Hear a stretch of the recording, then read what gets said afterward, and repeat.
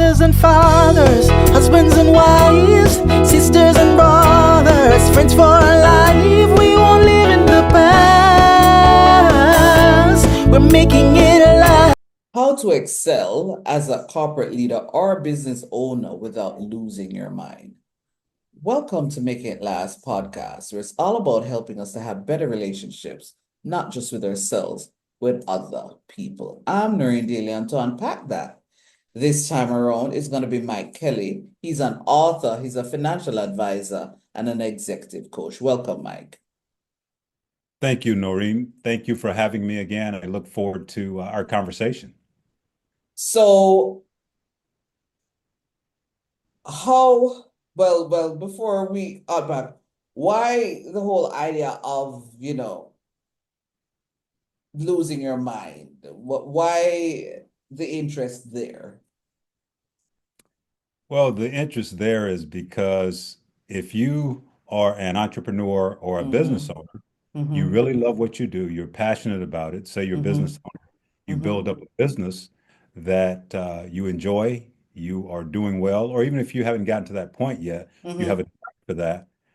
It takes time, it takes Okay. en- it takes effort, it Okay. takes other people involved. If you're a corporate leader, you're trying to get to the top. Mm-hmm. Well, you work really hard to do that. Mm-hmm. And oftentimes you don't really control whether or not that happens. There are other people, so you end up trying to please other people. Yeah. And in both cases, if you're not careful, you're doing things that are not characteristic of you, and that might end up leading to a situation where you experience what I experienced, where I almost lost my mind as a corporate leader. Okay. I worked more than I should have. I exercised a lot less than I should have. Um, I spent less time with my family than I should have. And I can go on and on and on. And I was Mm. that particular path of losing my mind, Okay. literally. Okay. So if we're not careful and we're not clear on who we are, it's easy to be led by other people or other things. And we might end up in a place we don't want to go.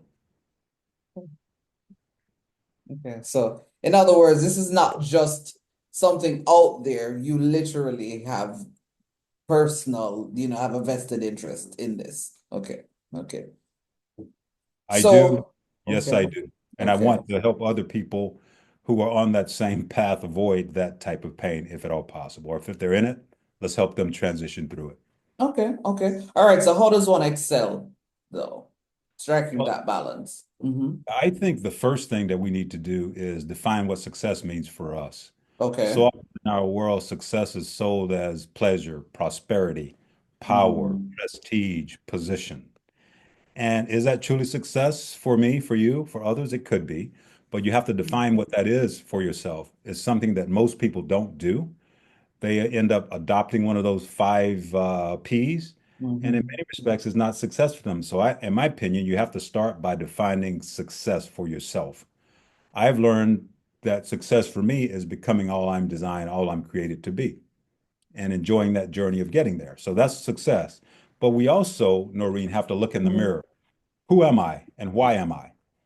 So often we are conditioned based on our childhood, maybe our Yeah. home life, Yeah. if we live in a family, our community, our schools, our churches. I can go on and on and on. We develop a way of seeing the world that just sort of happens to us.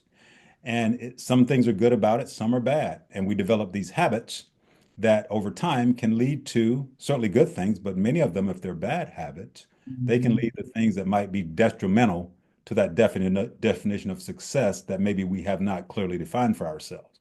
Yeah. So dealing with conditioning is something else we have to do. And I can go on and on and on, but I Yeah. will stop there. And Yeah. dealing with conditioning, identifying habits, getting feedback can be very difficult. The more responsibility you have, the more influence you have. Hmm. Hmm. Hmm. In defining what success is for you, though, as Mhm. a business owner or as a corporate leader, Yeah, how much of that is external, if you understand what I'm asking? Or yeah. do you really just have to say, this is how I view success, so I will, live accordingly? Yeah, I think you have to. I am a big proponent of learn to lead yourself well Okay. so that you can really then authentically lead others well, including your customers or Okay. people who poured into you. So it has to start with me Okay. first. So Okay. there's some work that needs to be done there. And as you're doing Mm-hmm. that, certainly you're going to set goals around your business, but you're also Mm-hmm. setting them around your health, your faith, your family, and your finances, and in other areas of your life, because they all come back and they will impact your quote unquote success impact within business. Mm-hmm. My opinion. Again, this is just Okay. Fair, Kelly. fair enough, fair enough, fair enough. How then do you, well, how then do you measure it then, so to speak? How do I measure success? Mm-hmm. Well, I measure it personally. I measure it based on my own mission statement. So I'll Okay. go through this. So I talked a little bit about conditioning, feedback, figuring out who Mm-hmm. I am. Mm-hmm. Once I get a clear picture of that, and that's going to take getting feedback from other people around me. What habits Right. do I have that are helpful Mm-hmm. or not helpful? What needs to change and what should I continue? And then, identify those things and I get a clear picture of that. Then I got to think about, okay, at the end of my life, because this is something we rarely think about, we're all going to die. Yeah. And as a financial advisor, you would not believe the number of people I meet with who haven't even developed a will or any basic estate planning documents. We don't like to think about that. But getting that picture in your mind at the end of my life, what do I want to see? Or a question I asked as a life planner, if you were told you only have 24 hours left to live, what are those things you will miss doing, being, or seeing? So you can Say that clear, again. Say that if again. you only had 24 hours left to live, first of all, what feelings comes across you when you face your very own real mortality? But more importantly, what are those things that you will miss doing, being, or seeing because you're not going forward? So getting those pictures in our mind around what matters most to us, then Mhm. that allows us to say, okay, this is the vision. And God has given me a purpose. Now, how do I live aligned with that purpose? Well, we have a mission. And most people don't have a mission statement. I'll give you an example of something that I do. Mhm. I speak and I get to speak frequently, and I'll ask the question, how many people in the room work for organizations or you have an organization that has a mission statement? When I ask the question, every hand in the room will go up practically. Most hands will go up. Then I ask the question, Noreen, how many of you have a personal mission statement for your life? And you know what the average number of people uh, in the audience would normally be? Who would say yes? I do. What would you guess? What percentage? Hmm.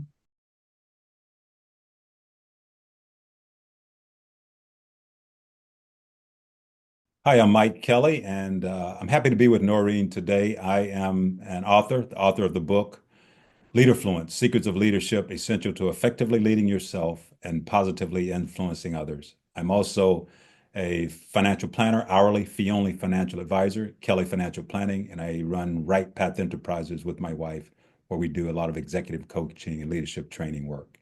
Now we're going to take a break and we will be right back. You can't live your best life without a healthy immune system. Boost your immune system the delicious way with Zappy's organic juices and punches. Made from local produce with zero added sugar, our juices cleanse and revitalize your body as they boost your natural immunity. Try our delicious flavors: Beat It, Berry Bomb, Get Fresh, Ton Up, and Island Splash. Find us on Instagram at Zappy's Organics or call or send a WhatsApp message at 1-877-779-8910 to order today. That's 1-877-779-8910. Zappy's Organic Juices and Punches. Live your best life today.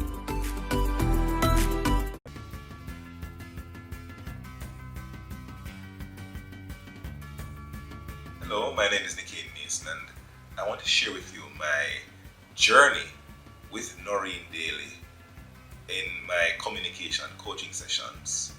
As I went through the sessions with Noreen, I was able to recognize my strengths in communication. Some things I didn't recognize that I would do, she was able to unearth and allow me to recognize that these are some strengths that I had. I did have some weaknesses which I was challenged to overcome through research, reviewing other public speakers, and being able to sit before a camera and to speak to an audience, an invisible audience. It was fun, and as a coach, she was patient and she gave good feedback, and she was able to give me the insight into communication as to how to best use my skills, my natural communication strengths to be engaging as a speaker. And I would recommend anybody who seeks to become a more competent communicator to enroll in her program. Reach out to her, and I believe you're going to enjoy the journey as much as I did. Thanks.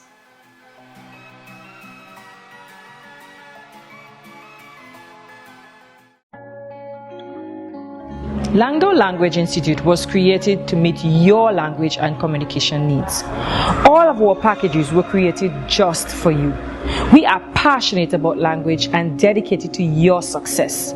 We offer the CSEC English program, the Study Buddy program, the Get Ahead with English program, and the Business Communication program. Contact us at 767-285-0938 or email us at landolanguage@gmail.com, because the real question is, how can we help you? Welcome back, and let's continue the conversation.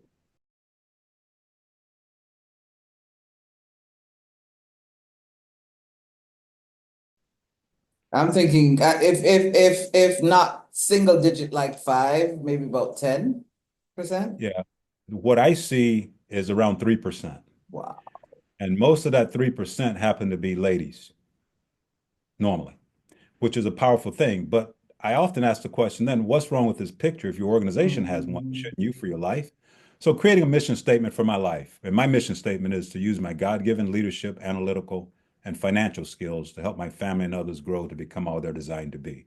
So I set goals in those 7 F's areas of life: faith, family, fitness, finances, fun, firm, friends. And there are certain measurables, and there are some quantitative measurables in some of those. So I'm able to really then track how I'm doing relative to my definition of success in those areas and really in my life. Some of it's qualitative, some of it's quantitative, but again, it's important for me. And in my business, certainly I have metrics, I have numbers. I look at my, I look at my balance sheet, I look at my financial statements, and I'm a financial guy. Yeah, but there's more. Yeah. More. So what was your breaking point where it is that you're now on this journey to ensure that people don't get to that point? So what was your breaking point that you said, no, I think I'm really about to tip over? Because there is a phrase that says, okay, there's a thin line between sanity and insanity, and I really do believe that that is so. So Yeah. what was your breaking point? I mean, if you're comfortable sharing why you say to others, hey, this is what you need to do, so it's not to end up there. I'm happy to share it. And it's in my book. I was actually a corporate leader in a international company, and I've been getting a lot of opportunities in that organization. I got experience in marketing, sales, finance, HR. Had a chance to do a little bit of work in Europe, and it was a wonderful organization. I love what I did. I love the people I work with, and it was just great. But I loved it so much that it became my life. I was working 70 hours a week in some cases, and got to the point, Noreen, where I was sitting at my desk one day and I had trouble sleeping. I was having headaches, but I just kept driving. But I was sitting at my desk one day and my head was pounding. And I didn't know, I thought my head was going to explode. It was terrible. So I said, I got to get to the doctor. So I just get up from my desk and I go to the doctor. The doctor gave me some pills to help with headaches and some things to help me sleep.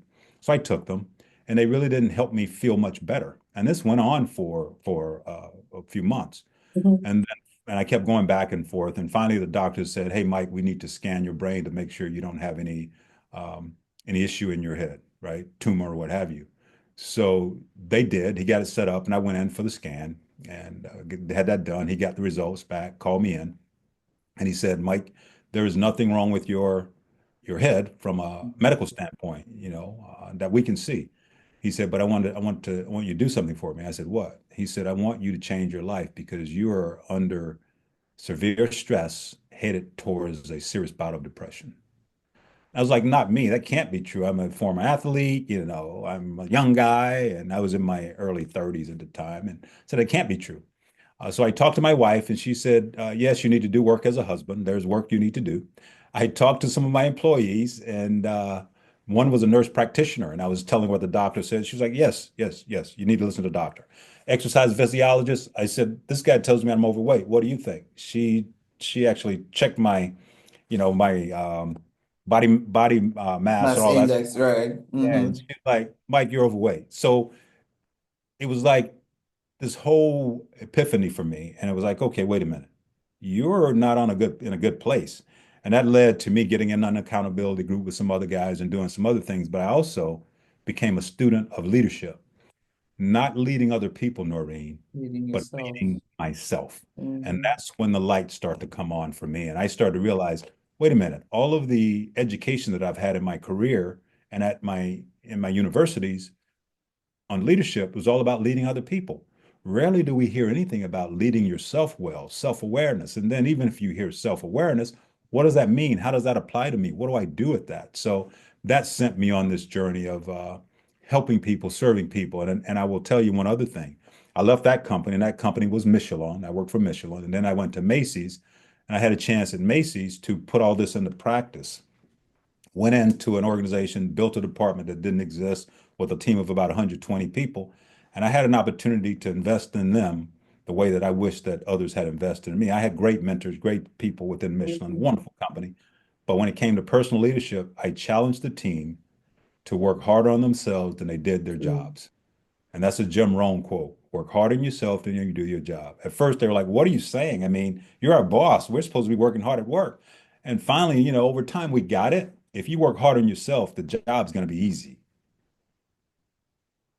Yeah, yeah, yeah. I'm smiling because there's an assignment. In my other life, I'm an educator, and a class that I teach is called Group Dynamics and Leadership. And one of the assignments that I have given, I'm trying to remember if I gave it this semester. I know I definitely did last semester, was a whole idea of self-leadership.